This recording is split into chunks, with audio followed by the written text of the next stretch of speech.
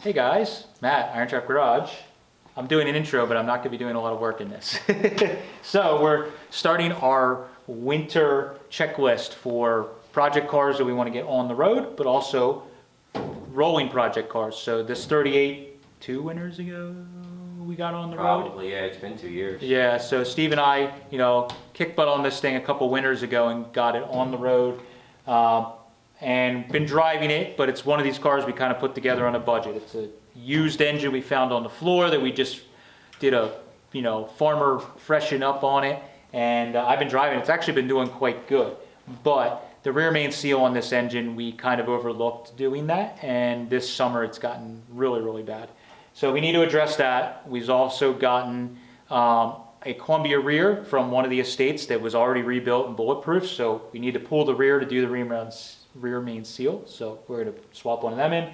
And the trans that we threw in this was kind of like an unknown one. It looked decent, but it tends to grind in third gear every single time, no matter how slow you shift it. So we have a good trans, I believe, out of the same estate or car that's been all rebuilt and is basically perfect. So we're going to clean that up, put that in, and we're going to use a rubber rear main seal from another vehicle doing internet sleuthing that seems to work quite well. So I'm going to take this thing apart, try and knock out a bunch of the work that we want to get done for this so we can next season be driving it with 2-speed rear, better trans, less oil leaking, hopefully.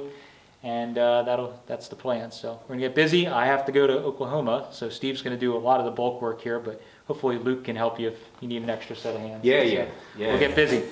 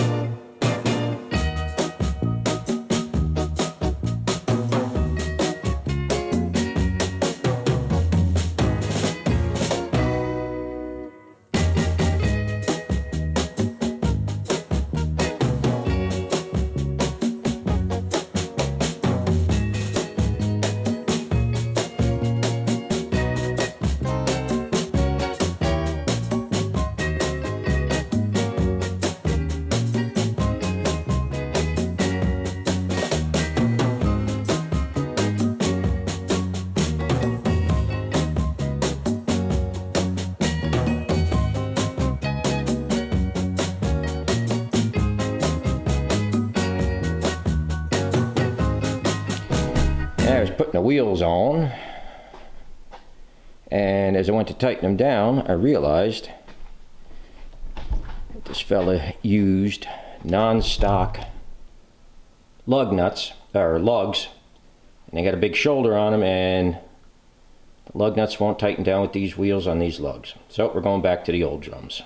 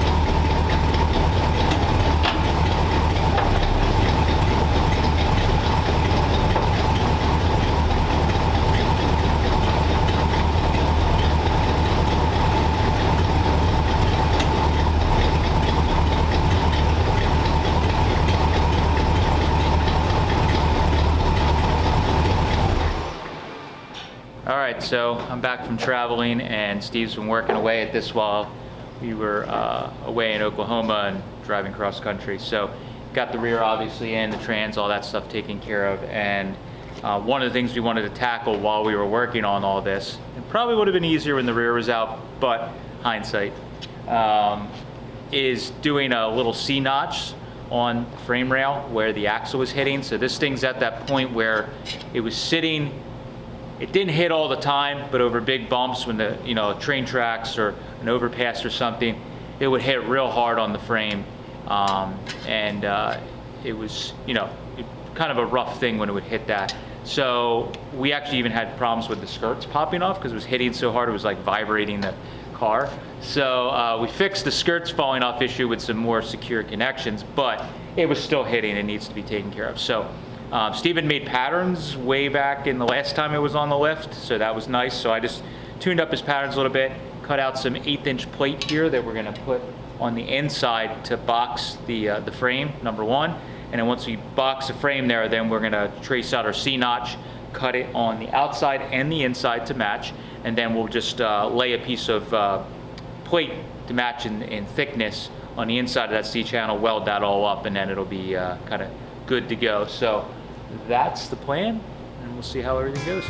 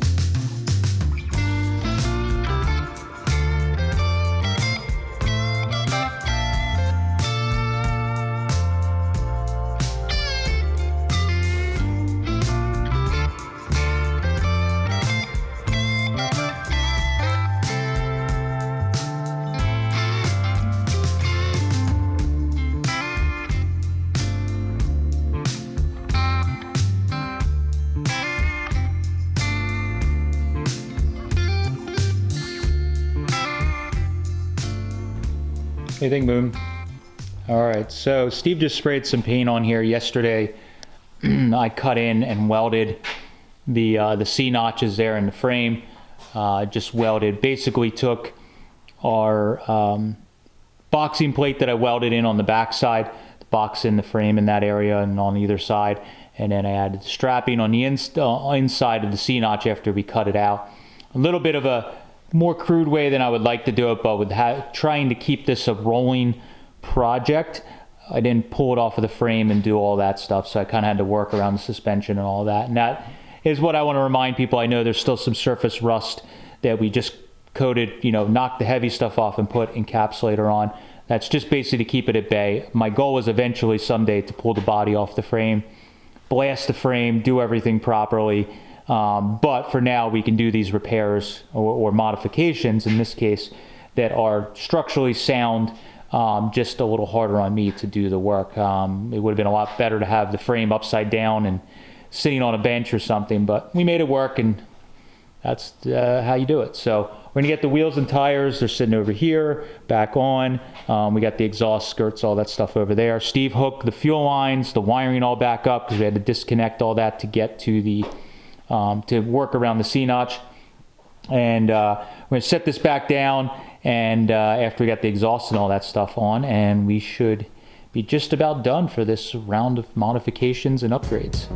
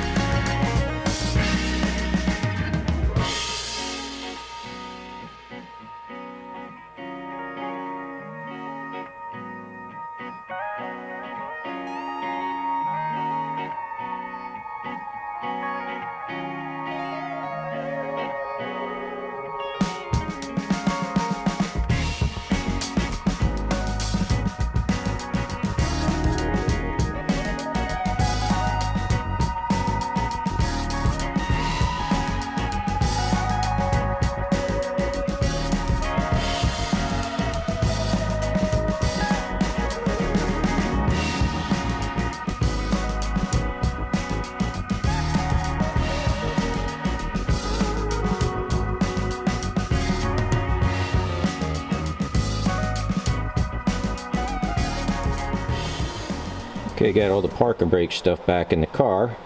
Now, need to start it up and see if I got the adjustment right. Everything went together okay, so hopefully everything's fine with it. Hey, that's my job. Sorry, Mike. No, I'm sure that ain't the case. What's that? He's been replaced. We're gonna try road test round 2. Yeah. See if we have any better luck this time. Yeah. Try the Columbia, see if it works a little better. Yep.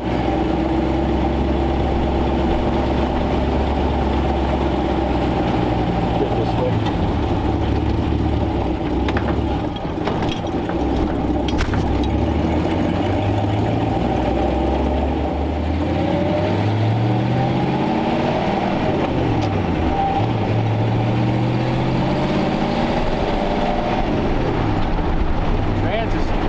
Say, like I said, this trans shifts way nicer than the other one. Good. That's an improvement. Yes, it is. Yep. It's even a little warmer today. Yeah, it is.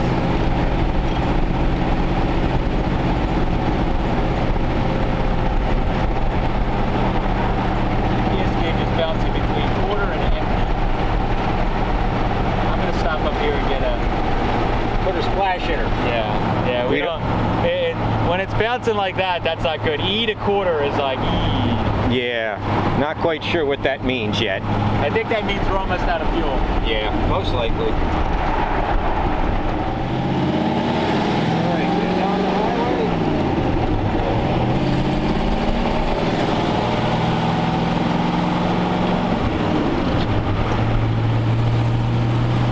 See if we get past this light here. Gotcha. Nice day for a drive in a convertible. Yeah, it is. I have a feeling. Engine's working.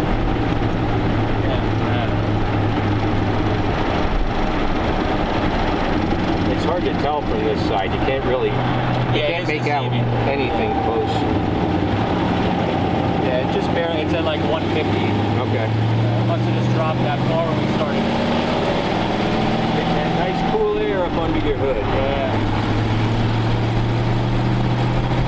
All right, let's go.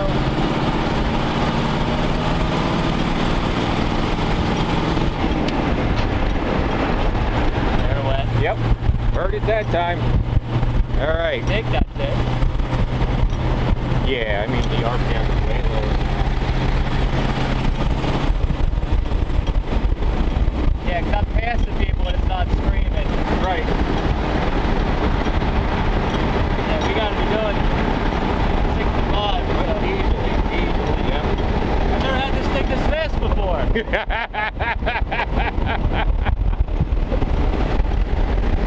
It's blowing all over the place. Yeah, you have to close up the holes in the floor for next time.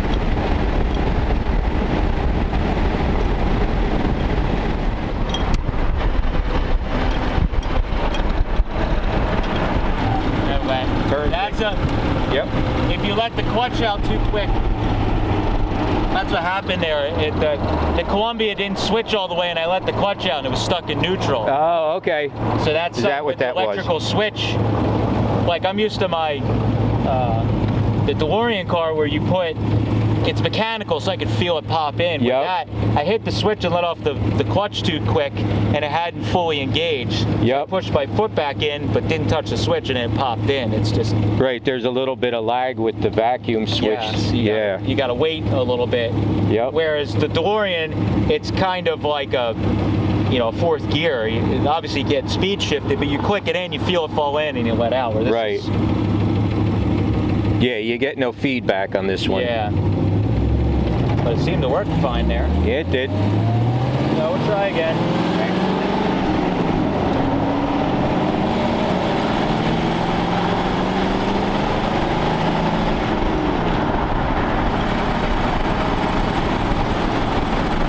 Smelling a lot of oil.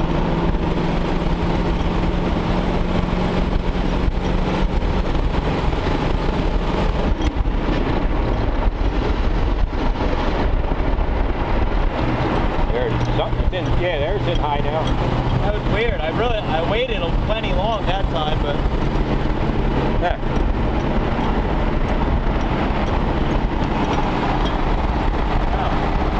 gotta figure that all out. Yeah.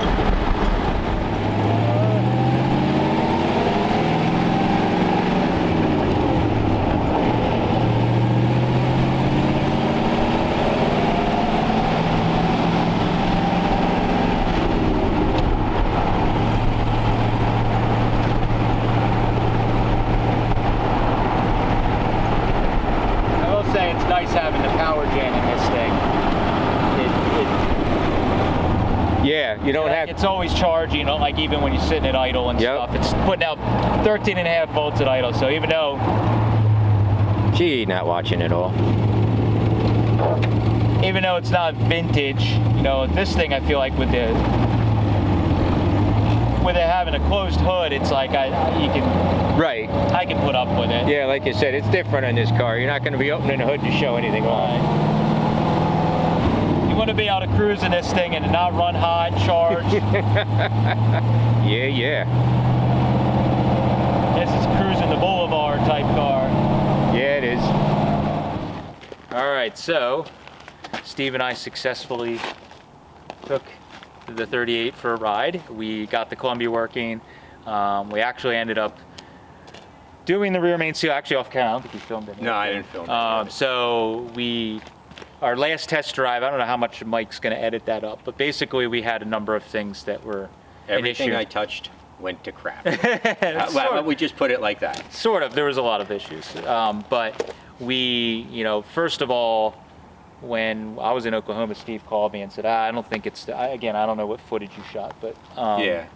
you thought there was the valve covers. Yeah. And they were leaking, but the way the trail was running down, it looked like that was the issue. We took it for that test drive, and when we came back, we let it sit in idle, and it's really weird how it works. It has to be like really warm, and it had to be sitting there idling for a few minutes. It wasn't like you just immediately come to a stop and it's leaking. It was like when it sat and idled. Yeah. I don't know why.